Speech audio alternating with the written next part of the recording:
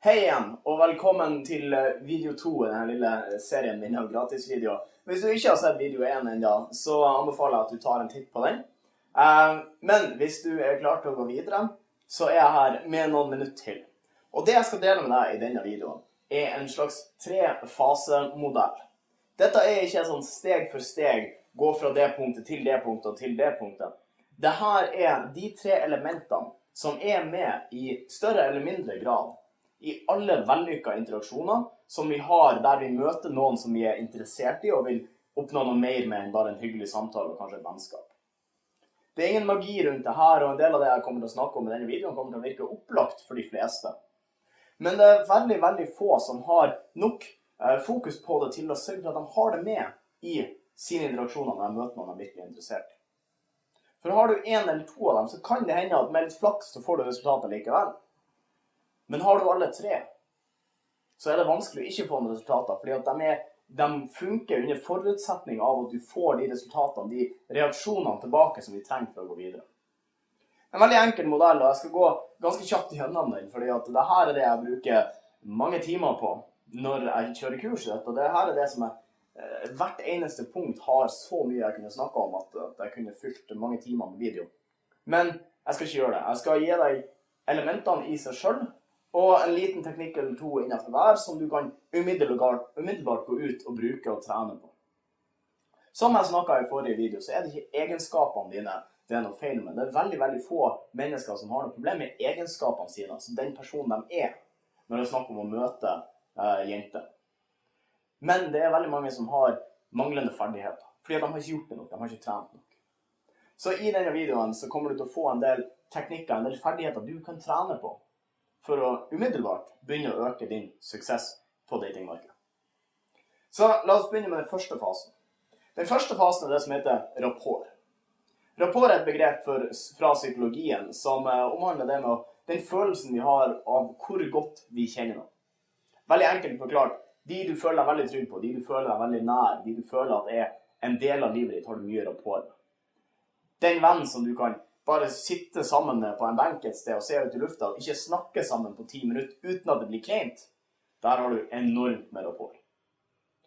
Den bekjente som du godt kan møte for en kaffe eller en øl, eller som du går med fest en gang iblant, men da vi må ha noe å snakke om, så blir det litt sånn rart.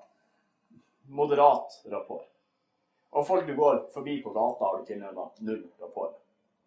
Så rapport er den følelsen som skaper tillit, og som vi ønsker å bringe inn i samtalene våre med folk, for å la dem flyte lettere, og for å sørge for at vi føler en connection. Rapport kommer av seg selv dersom vi bare tilbringer tid rundt en person. Når vi henger sammen med noen, uansett setting, så utvikler vi mer og mer rapport. Men vi kan også gi rapport en liten superboost. Vi kan skape rapport veldig kjapt, og veldig intenst dersom vi ønsker. Har du noen gang møtt noen der etter 5 minutter så bare klikket samtalen, og så følte det seg som om vi hadde tonnevis å snakke om, vi kjente hverandre ut og inn, og så videre. Da var det noen du traff på veldig mange ulike stringer av rapport med på samme tid. På veldig kort tid så fant dere ett eller flere emner som dere kunne snakke om, som dere var enige om, som dere hadde mye morsomt å si rundt, og så hadde dere bare gøy. Og innen en halvtime så føles den personen som din beste venn akkurat der og da. Du kan skape den samme følelsen med hvem som helst dersom du bare vet hvordan du skal gjøre det. Så noen veldig kjappe og enkle måter å bygge rapport på er å søke etter felles opplevelser, felles holdninger eller felles meninger. Dette gjør vi gjennom samtale. Når du snakker med noen, så er det viktig at når du hører noen som de sier, som du kan assosiere, som du har en mening om, eller hva som helst, så sier du det.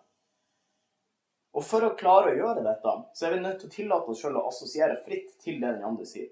Og for å klare å assosiere fritt til det den andre sier, så må vi klare å holde kjeft på den indre monologen vår mens vi prater med folk. Du har helt sikkert opplevd å sitte med noen fremmede eller snakke med noen du nettopp har møtt. Og mens de driver og snakker, så sitter du og tenker, oi, hva skal jeg si når jeg er ferdig? Hva skal jeg si når jeg er ferdig? Jeg har ikke noe å snakke om. Oi, det her blir kleint. Og når du gjør det, så glemmer du å høre ordentlig etter. Jo da, du får med deg meningen i det de sier. Du får med deg budskapet deres. Men du får ikke med deg ordene. Og på grunn av at du ikke får med deg ordene, så klarer ikke hjernen å assosiere av historien eller av det de forteller. Så den ene teknikken som jeg har tid til å dele med deg i denne videoen her på rapport, er rett og slett at neste gang du er i en samtale med noen, venner eller ukjente, men spesielt med folk du nettopp har møtt, spesielt med folk som du er litt stresset av å prate, blir litt stresset av å prate med, så skal du gjøre ditt aller beste for å ikke tenke. Ikke tenk, bare reager. Om det blir en klein stillhet, så er det helt greit. Men da betyr det at du ikke klarte å holde helt kjeft her oppe. Det er veldig mange som sier, jeg ble bare blank. Jeg kom ikke på noe å si. Og grunnen til at du blir blank er for at du suser massevis av halvferdige tanker gjennom hodet hele tiden. Konstant. Du klarer ikke å få tak i en, fordi at du sitter og er stresset, du tenker på masse ulike ting, og du prøver å komme på noe, du vet ikke helt hvordan du skal gjøre det, og så videre. I stedet for å bare ta et dypt åndedrag, se på personen, og høre på det hun har å si. Det er det du gjør med venner. Og med venner så går vi sjelden fri for ting å snakke om. Og det er ikke fordi vi har så fordømt mye til felles. Det er bare fordi vi slapper nok av til å si det vi tenker til enhver tid. Ikke ha noe filter. Her er en liten hemmelighet til deg. Samtalen trenger ikke være interessant. Den trenger ikke være spennende. Den trenger ikke være underholdende. 90% av alle samtaler du har i løpet av livet er ikke interessant, er ikke spennende. Det er bare utveksling av informasjon. Du snakker med dine venner, og dere deler informasjon om, så du fotballkampen i går? Eller så du den filmen? Ja, og så prater vi om noe vi begge to har sett. Fordi at vi mangler informasjon. Vi gjør jo ikke det. Vi vet jo hva som skjedde i kampen hvis vi så det. Men det er likevel interessant for oss å diskutere det. Fordi at det er et bondingsritual for mennesker. Det bygger rapport. Og når du da sitter og snakker med en fremmed, så trenger det ikke å være noe annet. Det trenger ikke å være noe spennende, det trenger ikke å være noe morsomt, det trenger ikke å være noe stor tanke bak det du snakker om.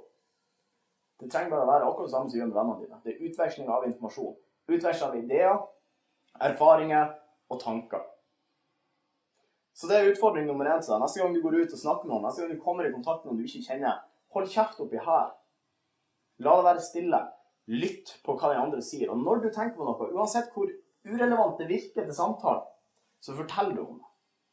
Fortell små historier, da begynner den andre personen å føle at de kjenner deg, så gjør det lettere for dem å slappe av og snakke mer, og da begynner rapporten å gå veldig, veldig kjapt opp til toppnivået. Den andre fasen, eller andre elementet i en samtale, er spenning. Og i forrige video så sa jeg nettopp dette at spenning er der uansett. Det er ikke noe du trenger å skape. Men vi er nødt til å ta vare på spenningen. Vi er nødt til å sørge for at den ikke forsvinner etter vi har tatt kontakt med noen vi er interessert i. Og det er tonnevis av måter å gjøre dette på. Dette er grunnen til at det er så veldig, veldig mange ulike måter innenfor dette å sjekke eller date eller bli kjent med mennesker som fungerer. Det er utrolig mange ulike instruktører der ute med helt vidt forskjellige modeller og ideer. Og gjett hva? De aller fleste av dem funker. Alt fra de mest ekstreme, røffe, ufine metodene til de mest fintfølende, avslappede, stille, rolige metodene. Det funker. Fordi at det finnes mange ulike måter å komme i mål på. Hva som er riktig for deg må baseres på din personlighet. Men det finnes noen universelle måter. Noe som går igjen i stort sett alle disse modellene. Og et av de elementene er det som kalles push-pull. Push-pull er rett og slett ideen om å skape sosial spenning. Skape litt sosialt stress. Og så ta den bort igjen. Og dette kan gjøres på et utall ulike måter. Jeg er ikke noe fan av å gjøre det ved å være ufin, som enkelte veldig slemme jenter, så være snill igjen, som føler seg bra igjen. Jeg synes det er mye artigere å gjøre det via å skape en ertende, lekende tone. Hvis du erter jenta litt, så viser du at du gir litt faen. Du er ikke der for å imponere. Du er ikke der for at hun må like deg. Du er der for å ha det gøy. Og du inviterer henne til å ha det gøy med deg. Hvordan du erter er helt opp til deg. Om du slår små vitser, eller kommer med slevkommentarer, eller bare gjør det via kroppsspråket ditt, eller subkommunikasjon, hva som helst, det er helt opp til deg. Men erting er en fantastisk morsom måte å skape litt banter på. Skape litt frem og tilbake der vi har det litt gøy med hverandre, på hverandres bekostning. Snakke om pisspreik. Lyge på en så åpenbar måte at det er helt klart at du gjør det. Hva som helst som du kan gjøre for å skape en litt annerledes samtale. Og dette er ikke fordi at du skal imponere. Dette er ikke fordi at du skal underholde. Dette er bare for at du skal unngå den hyggelige, snille samtalen der vi bare sitter og bygger rapport gjennom hele samtalen. Hvis du holder deg i fase 1, hvis du snakker rapport hele samtalen, så det eneste du oppnår er at de føler at de kjenner deg etterpå. Det er det som tar livet av spenning. Det er hvis du er for lenge i den bli kjent-modus. Vi er nødt til å ha det gøy, vi er nødt til å leke. Om vi leker via erting, om vi leker via flørting, om vi leker via å være litt coy, ved å være litt tilbakeholden, og være litt sånn skyvehold litt unna, og så trekke litt til deg, verbalt eller fysisk, det er helt opp til deg. Det er mange teknikker på det her. Og spenning er veldig, veldig enkelt, så lenge du har fokus på intensjonen din. Du må ha intensjon når du snakker med jenten. Du må vite hva du vil ha. Hvis du vet at, ok, hun jenta her vil jeg flørte med, så jeg kan ta telefonnummeret, vi kan gå på en date senere, så kommer du i mye større grad til å vite at, ok, jeg må gjøre et eller annet for å holde oppe spenningen, jeg må gjøre et eller annet for ikke å drepe spenningen. Hvis intensjonen din er, jeg skal bare se hva som skjer når du går bort, så kommer du til å holde deg på det som er trygt. Da kommer du til å holde deg på det første som etablerer samtalen. Så hvis det første til å etablere en samtale er at du er hyggelig, så kommer du til å holde deg, for du er redd for å miste deg, fordi at du skulle bare se hva som skjer, det her er trygt. Men hvis du kjenner at, ok, nå har det virkelig hyggelig, og intensjonen din var jo telefonnummer, eller kyss, eller sex, så er du nødt til å skru opp det du gjør. Du er nødt til å gå videre til neste steg. Du er nødt til å fore spenningen. Sørge for at den blir større og sterkere. Slik at du kan gå videre til det siste elementet. Og det siste elementet er eskalering. Eskalering handler om å ta den samtalen du har med noen fra der den er nå til det neste nivået.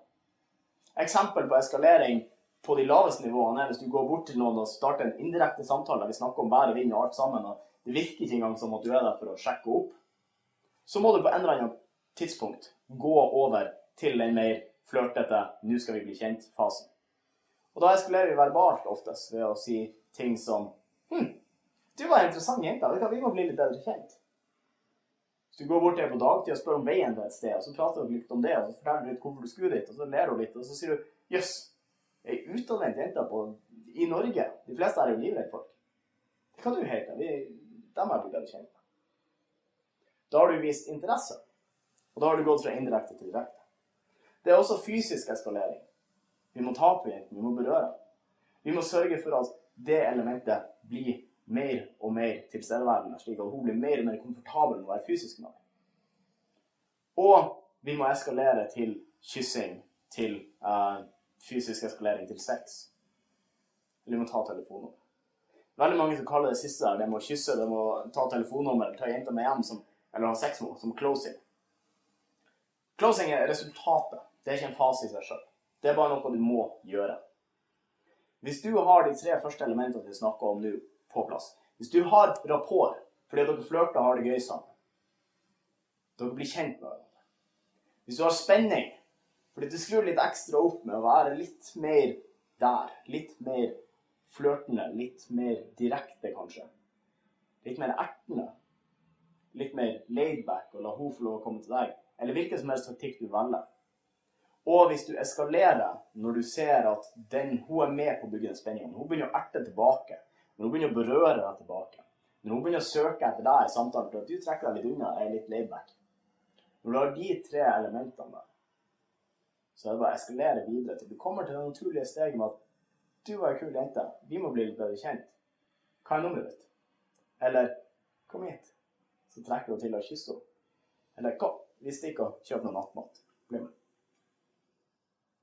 Stegene er veldig enkle. Rapport, spenning, eskalering. Gjør du de 3, når du har eskalert langt nok, så har du et resultat. Så kom deg ut og begynne å leke med de tingene der. Når du sitter i en samtale og du føler at dette går ikke dit jeg vil ha, tenk over, hva er det jeg mangler? Mangler jeg rapport fordi at jeg bare har kødda med henne, så hun er litt usikker på meg, hun vet ikke helt hvor hun har meg. Ok, det blir jo litt kjent. Mangler jeg spenning fordi at vi har det veldig hyggelig, men det skjer ikke noe mer. Ok, da må jeg skru opp spenningen. Eller har vi fantastisk morsomt, men det kommer jo aldri noe resultat. Oi, jeg eskalerer ikke. Jeg går ikke for de resultatene jeg vil ha. Har du med de 3 emnene der, så begynner du å få resultatene. Du må bare trene deg på ferdighetene som begynner. Så gjør litt research hvis du trenger enda flere, så vil du finne masse informasjon, masse teknikker innenfor rapport, push, pull eller spenning og eskalering. Det kommer en video til, men ta deg litt tid på det her før du ser det.